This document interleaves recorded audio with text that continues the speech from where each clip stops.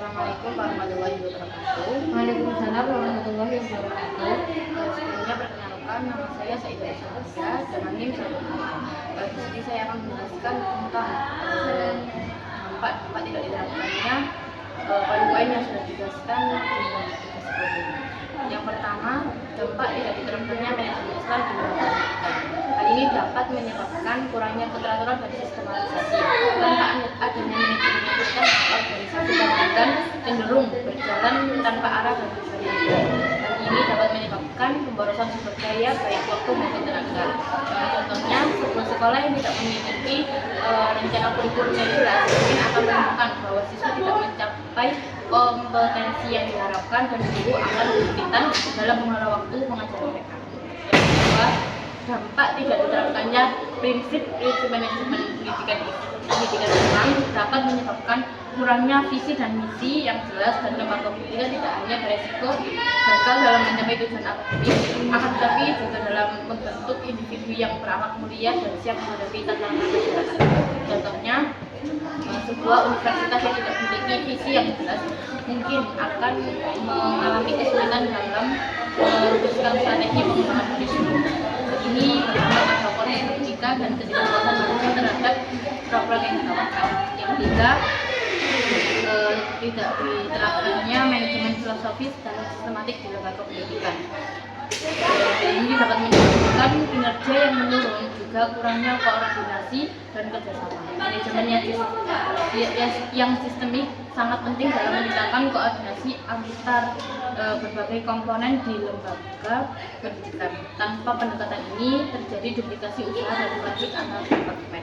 Contohnya, jika departemen akademik dan non akademik tidak memiliki komunikasi yang baik, maka acara sekolah yang melibatkan kedua departemen tersebut bisa tidak terlaksana dengan baik. Ini menyebabkan kekurangan siswa dan pengetahuan. Yang keempat, dampak tidak diterapkannya perubahan filsafat manajemen di lembaga pendidikan.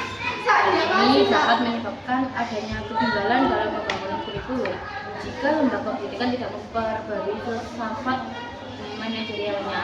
Kurikulum yang diajarkan menjadi tidak relevan. Pendidikan yang tidak sesuai dengan perkembangan terkini akan melahirkan lulusan yang kurang siap menghadapi dunia kerja.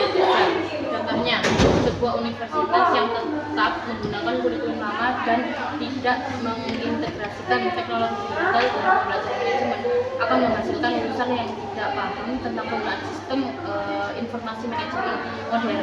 Hal ini membuat mereka kalah bersaing dibandingkan lulusan dari institusi lain yang lebih baik. Yang kelima, dampak tidak diterapkannya nilai manajemen yang baik di lembaga pendidikan. Hal ini dapat menyebabkan kurangnya perencanaan yang efektif. Tanpa perencanaan yang matang, lembaga pendidikan mungkin tidak dapat menetapkan tujuan yang jelas. Ini dapat menimbulkan kebingungan di kalangan staf dan siswa mengenai arah dan prioritas lembaga. Contohnya, sebuah sekolah yang tidak menerapkan nilai-nilai manajemen dengan baik mungkin mengalami penurunan jumlah pendaftar karena reputasinya menurun akibat kualitas pendidikan yang tidak sesuai dan tidak memadai.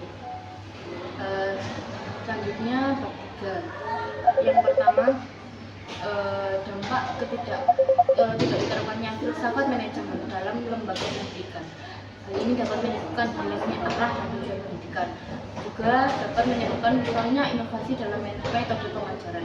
Filsafat manajemen mendorong pendidik untuk terus mengembangkan metode pengajaran mereka berdasarkan evaluasi kritik dan analisis. Yang kedua, dampak dari tidak diterapkannya jenis-jenis aliran filsafat dalam manajemen pendidikan Islam. Dampaknya dapat mengakibatkan pendidikan kehilangan orientasi pada pengetahuan praktis yang diperlukan untuk kehidupan sehari-hari. Contohnya, kurikulum yang tidak mencakup pengetahuan praktis dapat menghasilkan lulusan yang tidak kompeten dalam memasuki dunia kerja, meskipun mereka mungkin memiliki pengetahuan teoris yang baik. Yang ketiga, dampak mengabaikan penerapan aliran filsafat dalam manajemen pendidikan. Hal ini dapat menyebabkan dampak negatif yang signifikan, yaitu yang termasuk pengabaian terhadap kebutuhan individual siswa, tidak dioptimalkan pemanfaatan sumber daya dan berkurangnya kreativitas dalam pembelajaran dan kehilangan inovasi dan kreativitas.